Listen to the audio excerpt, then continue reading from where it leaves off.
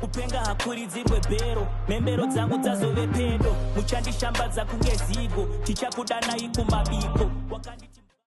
Ladies and gentlemen, tichiripo paEpcon Ministries naProphet Jeremiah Sumba.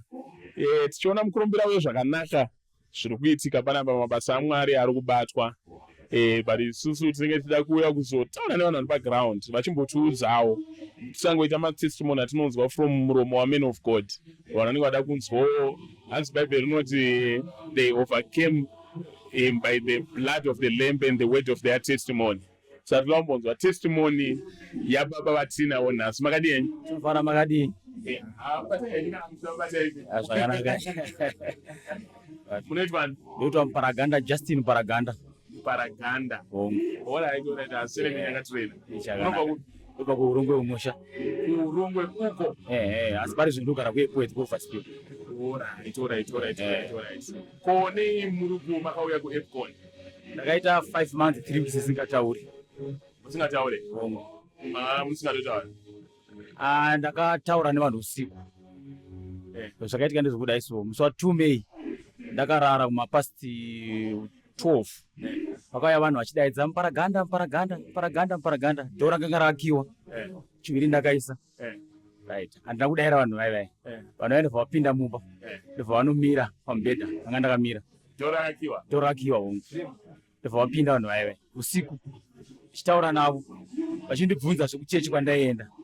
Ndaenda kuchechi yemagemedzi. Vachindibvunza kuti chechi yakatanga rini. Saka pandakazocheuka kumashure kwavo nondoona vanhu vava nemuswe. Vanga vane muswe. Muswe wanga uine ruvara rutsvuku, norutema, noruchena.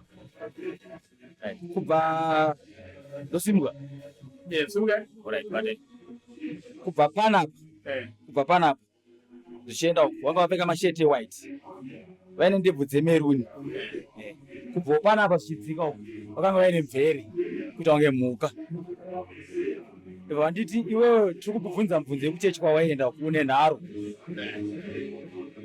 Ndobva vadaiso 1 2 3 ndobva vabhururuka parufu pesapa ndobva parufu ndobva yabvapo ndobva vabuda naipapo.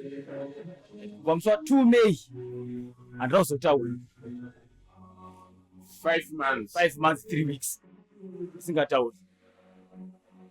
Ndova ndazoya kuno kuna mai padzika dova vakanditi hatimboenda kuchechi kwatinoenda. Tisataura izvozvo. Imi vanhu vamakaona ngechii? Ndirozi kana ndimwe yesvi?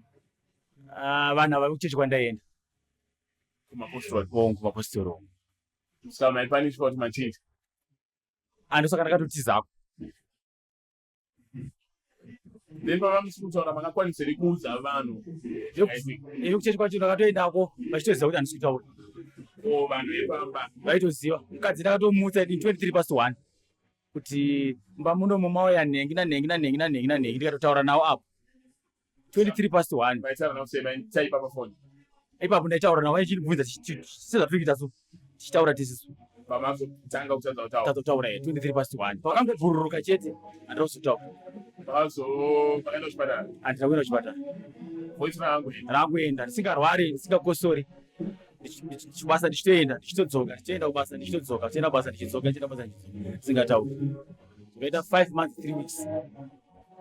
Yanyanyi inotyisa. Ndazoya kunoko unlocking yakaitwa kunoko. Ndatenga key noloko. Kapatika logo nora manje ndakazotanga kutaura sinanga voice yakazodzoka after 5 months 3 weeks. Pamakana matuwa kunoko makamanifesta. Handina. Maangoro unlock. Mari? Maangoitwa unlock iyo. Saka vanhu vemari menyana vakachamanzwa. Vakachamara vazhinji vese. Zvino chechi yakatozara nevanhu vekuEpcon. Kwemamutye kuti vanhu vachadzoka vakaenda futi nevoice. Profesa vakandita vachadzoka. Vachadzoka. Vanita vachadzoka. Ende munovimbo ndinotenda. Ndinotenda. Nokuti ndiri kunoko vakanditi iwe murume usiri kutaura. September akapera usingataure. Topasa chechi. Saka ndakabva ndatosimba kuti panapa ndakupora. Saka muchabuda here chechi ine? Ndikude. Nemukadzi wangu nevana vangu nehama dzangu dzese dzakatouya kuno. Kunenge chechi yeJohani Masowe yakatouya kuno kuchechi yese. Ko vanhu vanenge vachiti kakanyaya ndikekugadzira. vanenge vachinyepa, vanofanira kuzoona vega. Zvekuti tikatoya kuEpworth tinotowana 1 or 2 vanhu vanenge vachiti ndozvidziva murume anga surudza. Chokwadi. Uri kubva 1 kilometer toti papa vangu ndepanapo. Toti 1 kilometers north, east, west, south. Vanhu vese vakazara muchechi. Kuti zvaitambudzika nekusataura kwangu. Mwana wangu ane 4 years anga kutoremara kutaura sign language. Mudiki saka ndikaridza muridzo wotomhanya. Amai vakachomuti mhanya kuna baba. Ko ivo vanga vauya manga manyanya vatadzire kereke yavo mama itadzire. Hapana chandikavatadzira. Hapana chandikavatadzira. Kungotero. Ya kungotero. Kungotero. Hanya kunongokuti vanga vari mawitchcraft kangondivengawo. Mweya yatsvina. Asina dambudziko navo. Asi izvezvi munobatika here nevanhu vewitchcraft? Aisvina ndichabatika ndakupisa. Makashongedza? Ndakupisa. Mashongedza mungade kudzaona eZimbabwe? Ndinotenda kuwana eZimbabwe kuti ndakutaura. Ndanamatirwa naprofeti Jeremiah Tsumba. Hopu hamusi kutaurisa umba uku muchishusha vanhu manzosirwa voice? Vanhu vakutofara kuti ndakutaura ndisikushusha. Hanzi murume even achishusha asi chero achishusha zvitinzwa zvaari kushushira zviri nani. Maku appreciate aka. Chokwadi asi voice akadzoka ndakufara. Aiwa, thank you ladies and gentlemen, mukuinzwa nyaya iyi. Murume akaita voiceless but after all uzona prophet Jeremiah Tsumba panapo voice rakadzoka. Tinokutendai. Natenda hangu. Ndiri muparaganda just. Thank you. These life-changing testimonies are from Epcon International Ministries. We invite you all to a Sunday service to experience the same grace. Epcon Ministries is led by Prophet Jeremiah Tsumba and Pastor Victoria Tsumba. The church is located in Masasa Park, Harare. To get to the church, you need to get into Harare CBD, connect with Chiremba Road, turn at Queen Elizabeth Castle into KAD. Then from KAD Road, find Haka Road. Your second left in Haka Road is Wiribidi.